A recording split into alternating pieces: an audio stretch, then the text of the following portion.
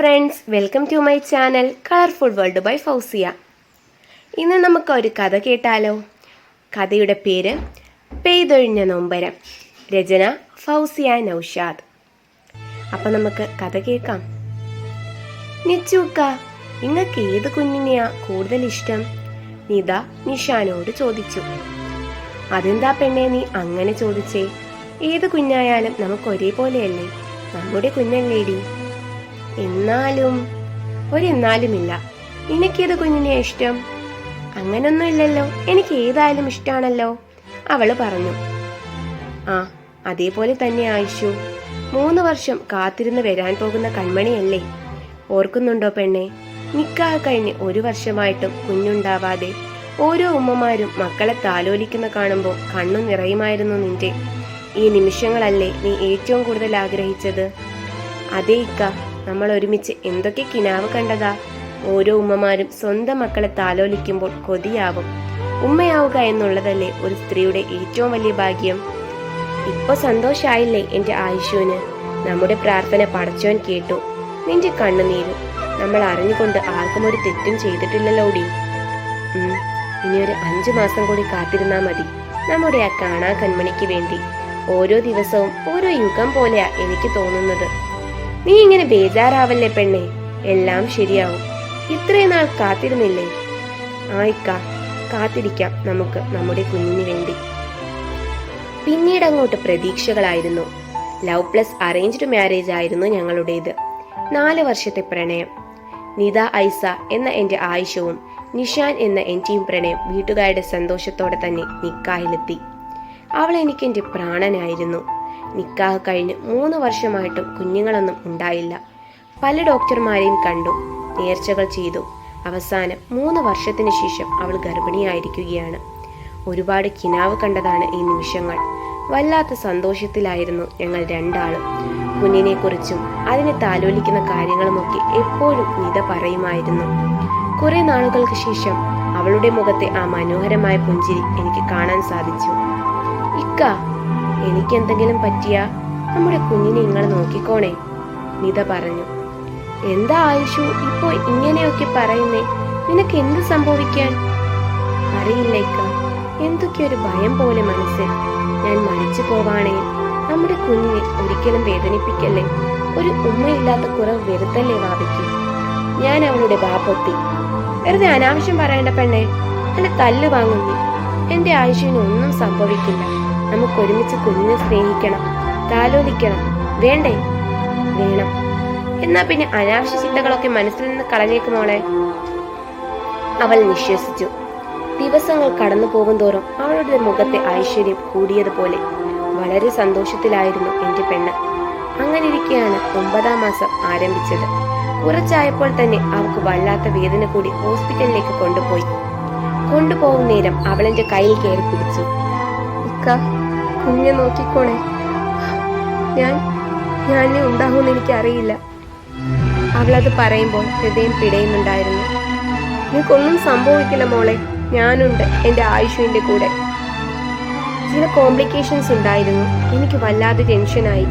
എന്റെ ആയിഷുവിനെയും കുഞ്ഞിനെയും രണ്ടാളെയും എനിക്ക് തരണേ റബ്ബേ. ആ ആശുപത്രി വരാന്തയിൽ നിന്ന് ഞാൻ പ്രാർത്ഥിച്ചു. പക്ഷേ എന്റെ പ്രാർത്ഥന പടച്ചോൻ കേട്ടില്ല എന്ന് ഞാൻ മനസ്സിലാക്കിയത് വെള്ളയിൽ പൊതിഞ്ഞു കിടത്തിയ എന്റെ ആയിഷുവിനെ കണ്ടപ്പോഴാണ്. ബ്ലീഡിംഗ് കൂടിയ അവൾ ചോരക്കുഞ്ഞിനെ എന്റെ നേരെ നീട്ടുമ്പോൾ എന്തു വേണമെന്നറിയാതെ തളർന്നു നിന്നു പോയി ഞാൻ. പെൺകുഞ്ഞാണ്, വെയിറ്റ് കുറവ്, മാസം തികയാതെ പ്രസവിച്ചത്. എന്റെ ആയിഷുവിന്റെ മുഖച്ഛായ. വെള്ളയിൽ പൊതിഞ്ഞു വീടിന്റെ അകത്തു കിടത്തിയേക്കുന്ന എന്റെ പെണ്ണിനെ ഒന്ന് നോക്കാനേ എനിക്ക് കഴിഞ്ഞുള്ളൂ. എന്തൊക്കെ സ്വപ്നങ്ങളും കിനാവുകളുമായിരുന്നു. ഒരു കുഞ്ഞിന് വേണ്ടി എത്ര കാത്തിരുന്നതാ, അതിനെ ഒന്ന് താലോലിക്കാൻ, സ്നേഹിക്കാൻ. എന്നിട്ട് അവള് ഭൂമിയിലേക്ക് വന്നപ്പോഴേക്കും ഒരു നോക്ക് പോലും കാണാതെ നീ പോയില്ലേ പൊന്നെ. പിന്നെ നടന്നതൊന്നും ഞാൻ കണ്ടില്ല. ചുറ്റും ഇരുട്ടായിരുന്നു. എന്റെ കുഞ്ഞ് അത് എവിടെയോ, ആരുടെയോ ഒപ്പം. പിന്നെ എല്ലാത്തിൽ നിന്നും മോചിതനാവാൻ കുറെ ദിവസം എടുത്തു. അപ്പോഴും ഉള്ളു നീറിക്കൊണ്ടിരുന്നു. അവളുടെ പുഞ്ചിരിക്കുന്ന മുഖവും ഇക്ക എന്നുള്ള വിളിയും മായാതെ ഒരു നോവായി ഹൃദയം കുത്തി നോവിച്ചു. കണ്ടില്ലേ ജന്മം, പിറന്നു വീണത് തന്നെ ഉമ്മാന്റെ ജീവൻ എടുത്തുകൊണ്ടാണ്. ഇളയമ്മാന്റെ ബഹളം കേട്ടാണ് ഞാൻ കണ്ണു തുറന്നത്. നോക്കുമ്പോൾ എന്റെ കുഞ്ഞിമോൾ മിണ്ടാതെ സങ്കടപ്പെട്ട് നിൽക്കാണ്. ഈ ഇളയമ്മ ഇത് എപ്പോൾ എത്തി? ഞാൻ എഴുന്നേറ്റ് ചെന്നു. എന്താ ഇളയമ്മ, എന്താ രാവിലെ തന്നെ? നിന്റെ ഈ സന്തതി രാവിലെ തന്നെ ചെയ്തു വെച്ചത് നോക്കിക്കേ. ഇളയമ്മ പറഞ്ഞു കേട്ട് ഞാൻ മതിലിലേക്ക് നോക്കി. ആഹാ, 13 വയസ്സുള്ള നമ്മുടെ കുഞ്ഞിമോൾ ചുമരിൽ മനോഹരമായ ചിത്രം വരച്ചിരിക്കുകയാണ്. അത് കണ്ടപ്പോൾ എനിക്ക് ആയുഷുവിനെ ഓർമ്മ വന്നു. അവളും നല്ല വരയ്ക്കുമായിരുന്നു. ഞാൻ കുഞ്ഞിമോളുടെ അടുത്തേക്ക് ചെന്നു. എന്താ കുഞ്ഞൂസേ, ഉപ്പാന്റെ കുട്ടി എന്താ ഇങ്ങനെ നിൽക്കുന്നേ? ഇളയമ്മ പറഞ്ഞ കേട്ടില്ലേ ഉപ്പ, ഞാനാണ് എന്റെ ഉമ്മാന്റെ. ബാക്കി പറയാനാവാതെ അവളുടെ കണ്ണിൽ നിന്നും നീർത്തുള്ളികൾ പൊഴിഞ്ഞു. ഉപ്പാന്റെ കുഞ്ഞി, ഇത്രേ ഉള്ളൂ എന്റെ കാന്താര മോള്? വലിയ പ്രാസംഗികയായ ബോൾഡായ ഉപ്പാന്റെ ചക്കര ഇങ്ങനെ ആവാൻ പാടുണ്ടോ? പോട്ടേട്ടോ, അത് ഇളയമ്മ ദേഷ്യത്തിൽ പറയുന്നതാ. എന്റെ മോൾ അതൊന്നും കാര്യാക്കേണ്ട. അവളെ ഞാൻ ആശ്വസിപ്പിച്ച് ഉമ്മ കൊടുത്തു. ഉപ്പച്ചി. ഞാൻ അവളുടെ കണ്ണ് തുടച്ചു.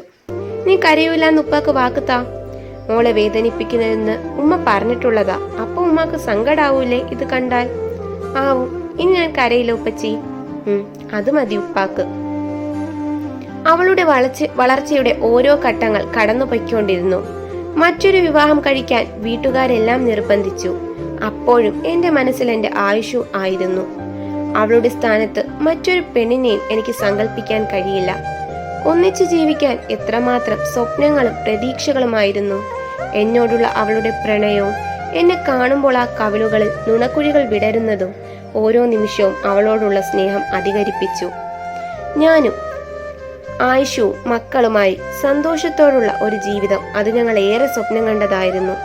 എന്നിട്ട് കാത്തിരുന്ന ഒരു കൺമണി വന്നപ്പോഴേക്കും അവൾ എന്നെ വിട്ട് പോയി കളഞ്ഞു. ഇനി മറ്റൊരു പെണ്ണും എന്റെ ജീവിതത്തിൽ ഉണ്ടാകില്ല. ആയുഷിന്റെ ഓർമ്മകൾ എന്നും എന്റെ മനസ്സിലുണ്ട്. അത് മതി എനിക്ക് ജീവിക്കാൻ. എന്റെ മകൾ, അവൾ ആ ആയുഷിന്റെ അതേപോലെ ഇരിക്കുകയാണ്. അതേ നുണക്കുഴികൾ, അതേ പുഞ്ചിരി. എന്റെ മകൾക്ക് വേണ്ടിയാണ് ഞാനിപ്പോൾ ജീവിക്കുന്നത് തന്നെ. എന്റെ ഒരേ ഒരു ലോകവും അവളാണ്. പോകാൻ നേരവും എന്നോട് അവളൊരു ആഗ്രഹം മാത്രമേ പറഞ്ഞുള്ളൂ, കുഞ്ഞിനെ വേദനിപ്പിക്കരുതെന്ന്. ഇല്ല പെണ്ണെ, ഒരിക്കലും നമ്മുടെ മകളെ ഞാൻ സങ്കടപ്പെടുത്തില്ല. അവളുടെ കണ്ണു നിറയെ ഞാൻ അനുവദിക്കില്ല ആയിഷു. പഴയ പ്രണയകാലങ്ങൾ. നിച്ചൂക്കാ, പറവണ്ണേ, എന്റെ ഇപ്പോഴത്തെ ഏറ്റവും വലിയ ആഗ്രഹം എന്താണെന്ന് നിങ്ങൾക്കറിയോ? എന്താ അത്? പറയടി പോട്ടെ, എന്നാലല്ലേ അറിയൂ. അത് പിന്നെ നിങ്ങളെ നെഞ്ചിൽ തലചായ്ച്ച് കിടക്കണമെന്ന്. ഷോ, ഇത്രേ ഉണ്ടായിരുന്നു. അത് നമുക്ക് ഇപ്പൊ അങ്ങ് നടത്താലോ? അയ്യട മോനെ, അത് പറ്റില്ല. അതെന്താടി പറ്റാത്തേ? അതെ, അങ്ങനെയല്ല. നിങ്ങൾ എന്റെ കഴുത്തിൽ ചാർത്തുന്ന മഹറോടെ വേണം അത്. മനസ്സിലായ ചേക്ക? ഓ ഓ, മനസ്സിലായി മുത്തേ. അപ്പൊ അതുവരെ വെയിറ്റ് ചെയ്യണമല്ലേ?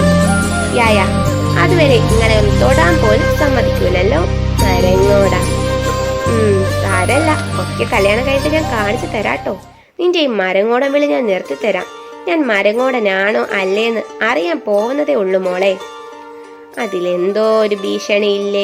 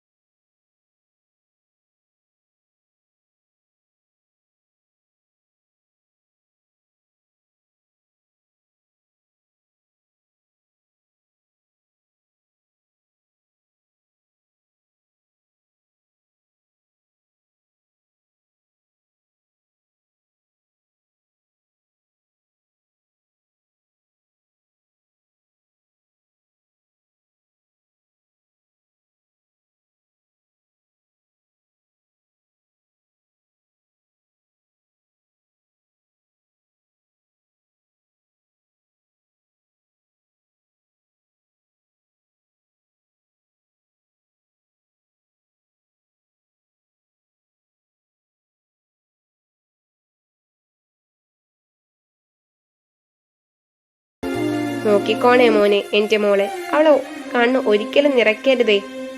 ഇല്ല ഉപ്പ, ഞാൻ പൊന്നുപോലെ നോക്കിക്കോളാം എൻ്റെ കുഞ്ഞിയെ, ഉപ്പ വിഷമിക്കണ്ട. അവൾ യാത്ര പറഞ്ഞു പോകുമ്പോൾ നെഞ്ചിൽ എവിടെയോ ഒരു നീറ്റൽ, ഒപ്പം അവളെ നല്ല നിലയിൽ പറഞ്ഞയച്ചതിന്റെ സംതൃപ്തി. ഒരിക്കലും എൻ്റെ മോൾ എനിക്കൊരു ഭാരമല്ല, എൻ്റെ ജീവനാണ്. എവിടെയോ ഇരുന്ന് ആയുഷ് പറയുന്ന പോലെ. സന്തോഷായിക്ക എനിക്ക്. അവൾക്ക് ചേർന്ന ഒരാളുടെ കൈ തന്നെ ഏൽപ്പിച്ചല്ലോ. എൻ്റെ മോളുടെ സന്തോഷം അത് കണ്ടാ മതി എനിക്ക്. എൻ്റെ കണ്ണു നിറഞ്ഞു. അകലേക്ക് യാത്രയാകുന്ന അവരുടെ വാഹനം മറയുന്നത് കാണാൻ കഴിയാത്ത വിധം കണ്ണുനീർ തുള്ളികൾ മൂടി. ഇനി എൻ്റെ ആയുഷവും അവളുടെ ഓർമ്മകളുമുണ്ട് എനിക്കൊപ്പം, എന്നും മരിക്കാതെ. അത് മതി എനിക്ക്. ശുഭം. എങ്ങനെയുണ്ടായിരുന്നു കൂട്ടുകാരെ കഥ? എല്ലാവർക്കും ഇഷ്ടമായോ? ആദ്യമായിട്ടുള്ള പരീക്ഷണമാണ് കേട്ടോ. എൻ്റെ കഥ ഇഷ്ടമായെങ്കിൽ എൻ്റെ ഈ ചാനൽ സബ്സ്ക്രൈബ് ചെയ്യുക, ലൈക്ക് ചെയ്യുക, ഷെയർ ചെയ്യുക. നിങ്ങളുടെ അഭിപ്രായങ്ങൾ കമന്റ് ബോക്സിൽ രേഖപ്പെടുത്താൻ മറക്കല്ലേ. നന്ദി.